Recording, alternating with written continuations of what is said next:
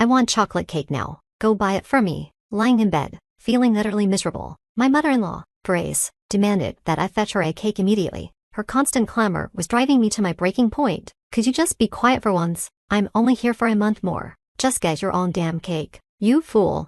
My name is Olivia, and I'm 28 years old. I met my husband, David, through a mutual friend, and after dating for 3 years, we tied the knot. We don't have children yet, but we're enjoying our time together. David's family runs a small factory with about 30 employees, founded by my late father-in-law. The business has thrived through the hard work of its staff. David's sister, Sophia, now manages the company as CEO. She's single and has a sharp business acumen, which has led to noticeable improvements in the company's performance. David often praises her communication skills, saying she's as personable as Mom. Sophia was welcoming from the start. I'm Sophia, your sister-in-law. I'm thrilled to have such a wonderful sister, she said with a warm smile, which made me, someone who only has brothers, feel like I had gained a sister.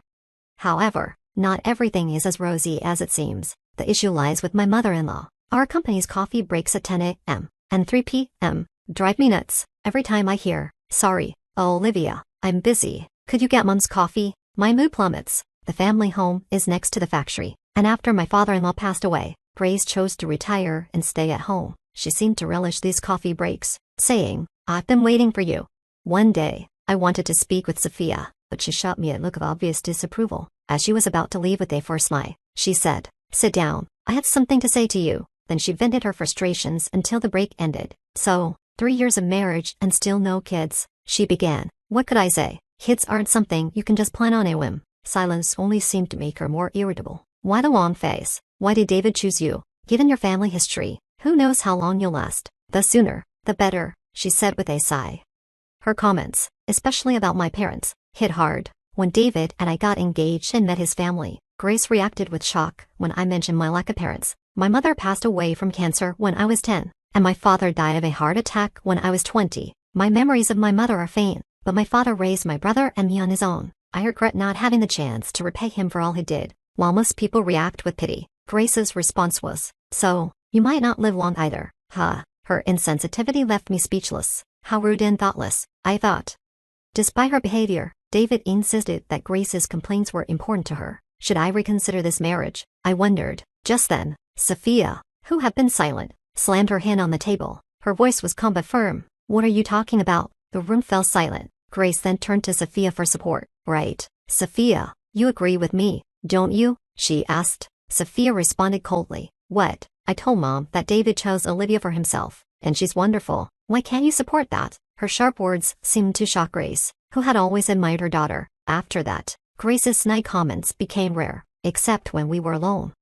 Even during the twice-daily coffee breaks, Grace looked displeased when I brought her coffee instead of Sophia. David and I had rented a nearby apartment, so I only had to endure Grace's complaints. During those brief coffee breaks, I was relieved not to live with her full-time, but my peace was abruptly disrupted by a record-breaking hurricane that brought a wave of misfortune. "Olivia, something terrible has happened." David's panic-stricken voice echoed through the house. I rushed to find our living room in chaos. With the ceiling leaking from the hurricane, the landlord informed us that the same issue was affecting other units. It was clear that staying there was untenable, so we needed temporary housing. Sophia, with her characteristic cheerfulness, suggested, "Why worry? Just stay with us. Your commute will be 30 seconds. Her innocent tone left us no choice but to move in with David's family for a while.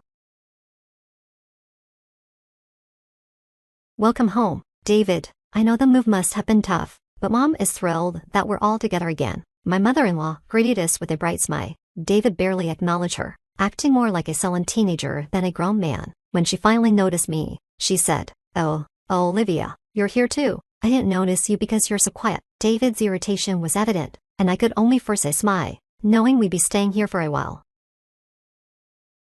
Once we settled in, I encountered something unusual. On our first night in the house, I decided to cook dinner as a thank you. I prepared a simple meal of bread, soup, and steak. My mother-in-law and sister-in-law praised the meal, which made me feel relieved. But then, something odd happened. My mother-in-law suddenly got up, humming, and retrieved a container from the fridge. She opened it and heaped a generous amount of its contents onto her steak.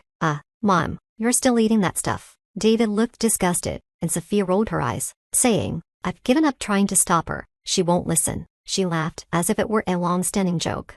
It took me a moment to realize the mystery topping on the steak was jam. While combining sweet and savory isn't unheard of, slathering jam on a seasoned steak struck me as bizarre. When you eat something salty, you crave something sweet, right? My mother-in-law said, looking quite pleased with herself. I felt a pang of discomfort just watching her. I'm not a fan of sweet sauces on meat. Come on, Olivia, try it. It's delicious, she urged me. I didn't want to taste it, but I forced a smile. Apparently, that wasn't the reaction she expected. I'm recommending it for a reason. Maybe you'll live longer if you follow my example. With that parting comment, she retreated to her room, leaving me dumbfounded. David and Sophia apologized, explaining, "Sorry about Mom. She's always like this." It turns out my mother-in-law has a serious sweet tooth and doesn't feel her day is complete without cake. Strangely, her annual health checkups always come back normal. I remember enjoying cake too, but not daily. It would get monotonous. And what about blood sugar levels? Considering both my parents had short lifespans, her jam-covered steak was quite a shock.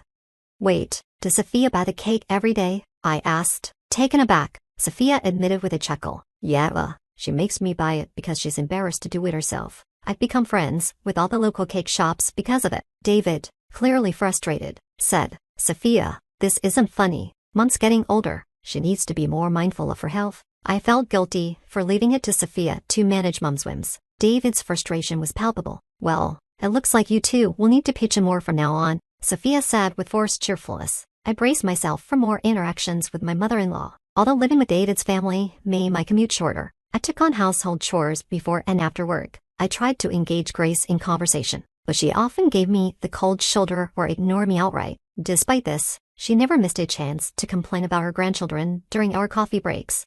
Since moving in, my stress levels have soared, and my mood has plummeted. David noticed and suggested several times that we go to the doctor together. Let's move out and stay at a hotel temporarily, he proposed, but I declined, feeling it would be a waste of money and the nearest hotel was still a bit far. Then, just when I thought things couldn't get worse, I had to leave for a business trip that would last an entire week. I was taken aback by the news from my husband. The worst part was that Sophia, my sister-in-law, would be coming along, which meant I'd be alone with my mother-in-law. David did offer to take me with him, but I figured it was just a week. I hoped I could manage, especially since I was still feeling unwell on the day they left.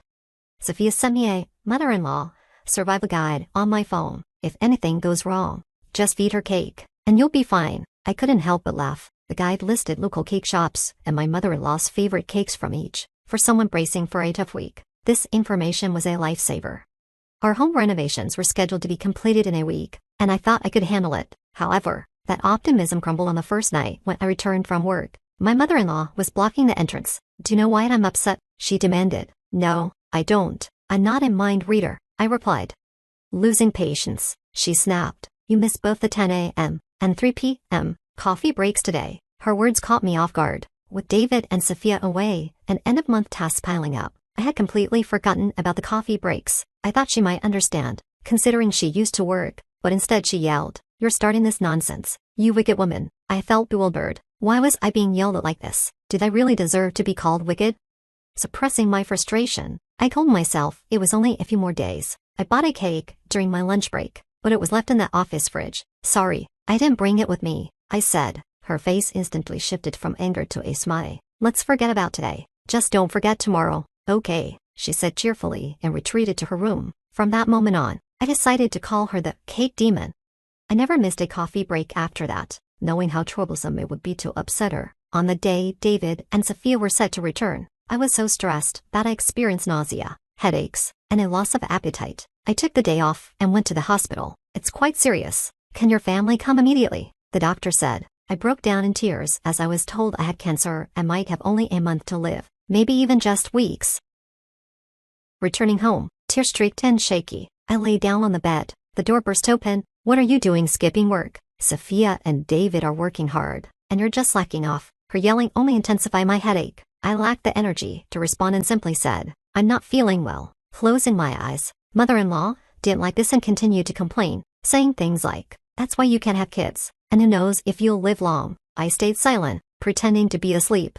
Then, out of nowhere, she asked about the day's coffee break. Is she really this clueless? I thought, opening my eyes to see her hovering over me. Grace, I'm sorry, but I'm not feeling well enough to go shopping today. Could you please? I asked. She cut me off. I don't care. I want chocolate cake now. Go buy it. You're probably faking it. She screamed louder than ever. My frustration reached its peak. Shut up. Listen to me. I have 1 month to live. Go buy your own damn cake. You idiot. Her words seemed to stun her, and she stared at me in shock. Just then, David and Sophia appeared, their faces showing concern. What's going on? Oh, Olivia, what do you mean by woman? David asked, pale-faced.